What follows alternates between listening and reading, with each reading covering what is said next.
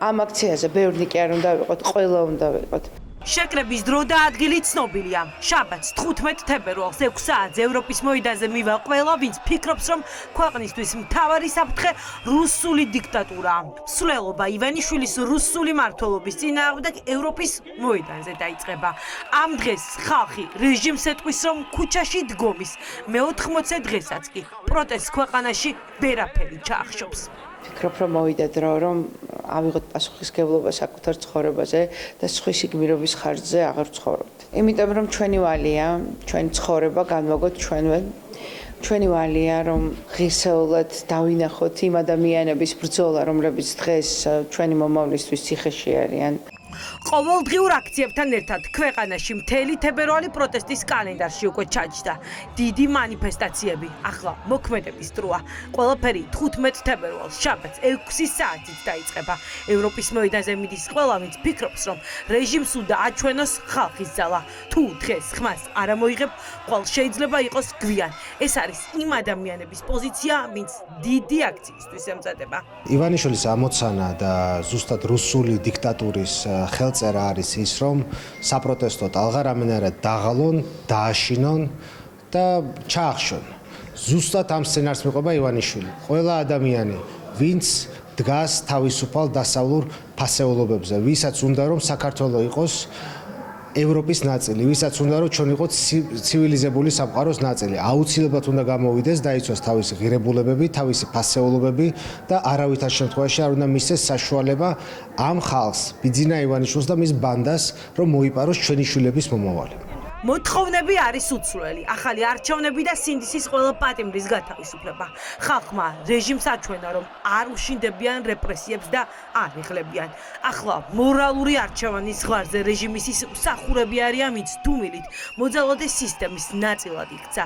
ახლა შუაში დგომის დრო არ არის და ვინც ცდილობს ჭრილში ყოფნით მკაფი ოპოზიციის დაფიქსირებას თავი არიდოს დანაშაულს ჩადის.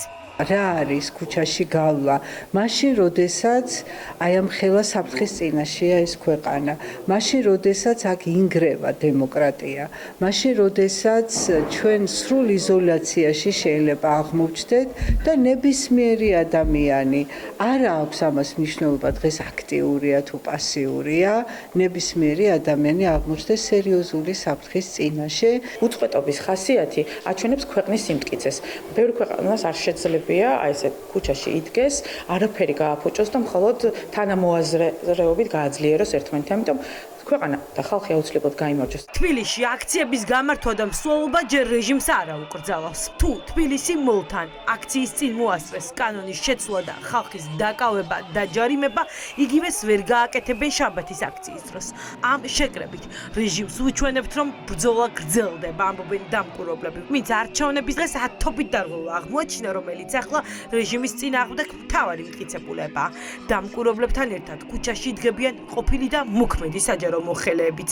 საპროტესტო მსვლელობას ისინი მთავრობის ადმინისტრაციიდან დაიწყებენ. მთავრობის ადმინისტრაცია არის ის უწყება, რომელიც მთელს ქვეყანაზე ახორციელებს ეფექტურ კონტროლს და პასუხისმგებელია ქვეყანაში მიმდინარე იმ პროცესებზე, რომელიც უკვე შეუქცევადი ხასიათის არის. ყველამ კარგად იცით, რომ საქართველოში არის ოლიგარქის ავტორიტარული მმართველობა, თუმცა ბოლო პერიოდში მიღებული გადაწყვეტილებები, კანონმდებლობა და სხვა ტიპის შეზღუდვები არის პირდაპირ ნაბიჯი რუსული ტიპის დიქტატურის ჩამოყალიბებისკენ. 15-ში საპროტესტო მარშზე იდგებიან თავისუფლებისთვის მებრძოლი პატიმრების მშობლებიც.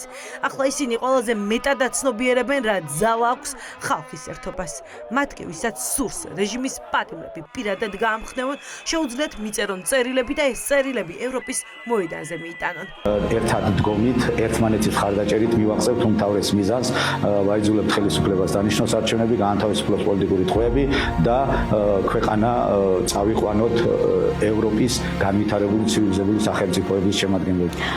საქართველოს მოსახლეობას გთხოვთ, შემოგვიერთდით 15 თებერვალს 6 საათზე ევროპის მოედანზე, საიდანაც მსვლელობა დაიწყება თავისუფლების მოედნამდე. დედაქალაქის პარალელურად სამზადისია ბათუმშიც. 15 თებერვალს საღამოს 6-ზე შავიზღვისპირა ქალაქის მცხოვრებლები ცენტრალური პარკის კოლონადებთან დაიწყებენ შეკრებას, რის შემდეგაც მსვლელობა საკონსტიტუციო სასამართლომდე გაიმართება. თუ არ გავაპროტესტებთ, საქართველო გადაიქცევა პუტინის რუსეთის ანალოგიურ დიქტატურად, სადაც დაპატიმრებები და რეპრესიები გახდება ყოველდღიურობა, სიტყვის თავისუფლება დაიხშობა, მედია კი სრულად დაექვემდებარება რეჟიმს. ეს ბრძოლა არის ჩვენი ქვეყნის გადარჩენისთვის, თუ ეხლა არ შევაჩერებთ ამ პროტესტს, ხვალ გვიან იქნება. ქვეყანაში დიდი სამზადისია. ყველა 15 თებერვლის საპროტესტო აქციის მოლოდინშია. ხვდებიან, რომ თუ არ გააპროტესტებენ, საქართველო გადაიქცევა პუტინის რუსეთის ანალოგიურ დიქტატურად.